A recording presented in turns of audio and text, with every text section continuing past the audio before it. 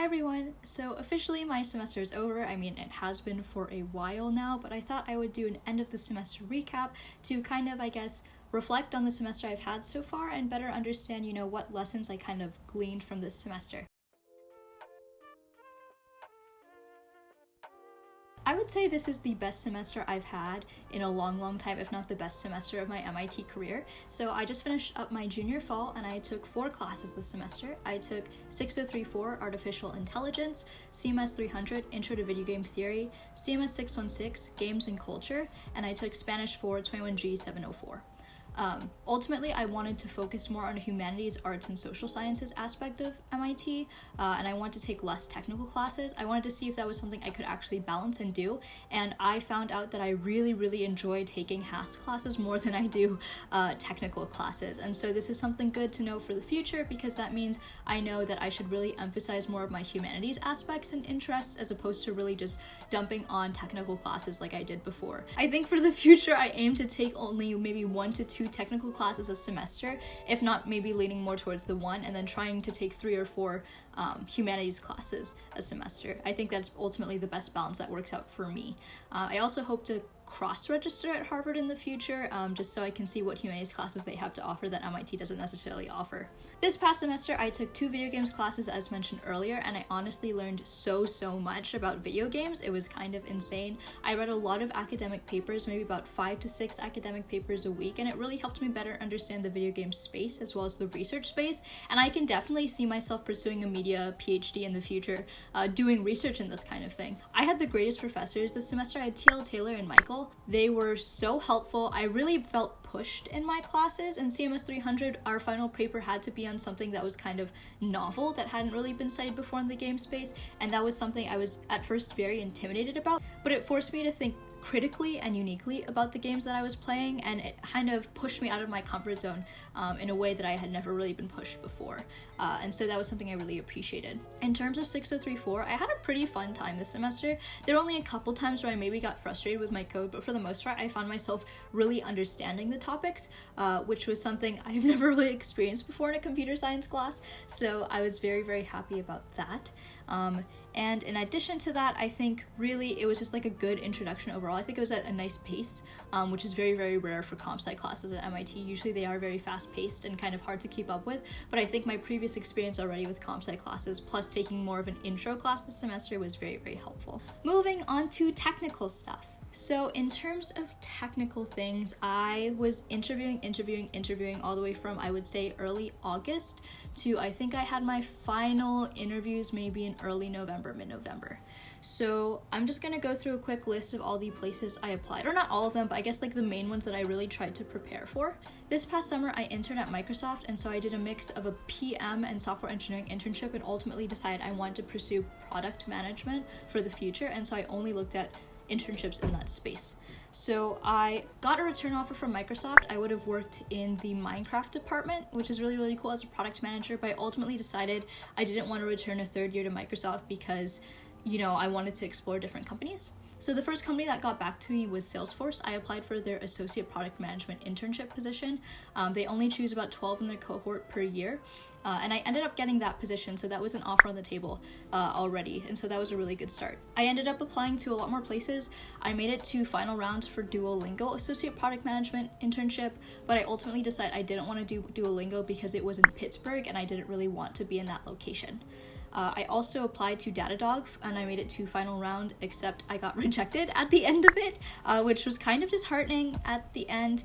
I also made it to final round for Google's APM program, but I ultimately got rejected in the end, which is, it was really hard for me to deal with, especially because Google was my top choice at the end of the day, and I think it was very difficult, especially knowing that other MIT students had gotten the position, but I hadn't, and it made me feel as if I got my other internships out of luck, or the fact that those people hadn't applied, and I think that's still something I'm really wrestling with right now.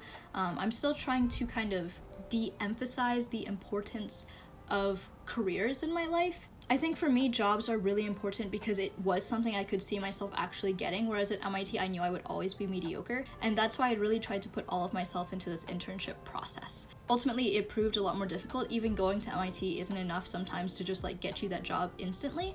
You really have to prove yourself, and so that was something, not necessarily I learned the hard way, but it was something I acknowledged throughout the process. And so I really tried hard to get offers this semester. And I did. I ended up with, my Salesforce offer, which I'm very grateful for. In addition to that, I just got resume rejected by a couple places. I got resume rejected by Spotify. I got resume rejected by IBM. I also made it to DE Shaw round 2 as a generalist intern, but I realized that the pay was kind of low compared to what I was expecting to get, and so I decided not to take it. Overall, this was a really difficult process for me. I started prepping in maybe mid-July, and I basically was doing mock interviews every single day. I was reading books every single day. I was doing mock questions, like even in between classes. I was missing a lot of class to do interviews. It was a very draining process for me, and it honestly consumed my life in many ways. And I think that was something I really disliked about it, is that like in order to feel like I had a shot, I had to really make interview prep my life and make interview prep my personality for a couple of months. And even at the end, I still didn't get that many offers. I got that one strong offer, and I got rejected by a bunch of places too. And so that kind of taught me, like, moving forward, understanding what role does a career play in my life. Should it consume my life as much as it did, or should I learn to have better balance between the two things? So I'm going to see how next year's full-time search goes. I hope that I find better balance, and I hope it doesn't take as much of a toll on me as it did. Now time for extracurriculars. So in terms of extracurriculars, I really cut back on what I do on campus, just because I think it's important for me to feel very connected with the things that I'm doing. And usually if I'm not super passionate about it, then I don't really feel motivated. So this semester I lived in the house. I lived in my sorority house. I'm a part of Delta Phi Epsilon on campus, and I had such a good time. I was initially very hesitant to live in the house because I didn't really know anyone in the sorority all that well. But over time, I grew really close with people, namely, like Laura, Reagan, Julie, Tiff, Emily, basically everyone in the house. I would say I grew really close to, just because they were such pillars of support for me, especially because I sometimes would just come back to the house crying because something wouldn't export properly or something like that, and they would always make me tea and comfort me and deal with all of those things. So that was something I really appreciated. Honestly, being a part of a sorority was such a good support system for me, especially because a lot of my friend group from beforehand had moved into their own Greek life houses respectively and were getting support from that system. So I wanted to make sure that I had my own support system as well. And so I'm very grateful that I became more involved with my sorority. In fact, I actually was nominated for a position for next year. I'm going to be the Vice President of Academic Affairs, so that means I'm in charge of throwing mixers and spring formal, as well as study dates and things like that. So I'm very excited.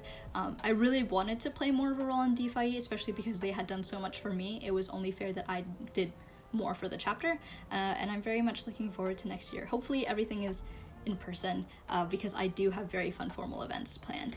This semester at the beginning of the year, I also joined SEB, Student Events Boards. And as the name implies, we throw student events for undergraduate and graduate students alike. So we originally are in charge of throwing things like Spring Fest, which is a festival where we bring in a popular artist to come and perform. And this year we threw Tech Twinkles, which is where we light up campus with a bunch of lights and then give out mugs to everyone and food and have performances.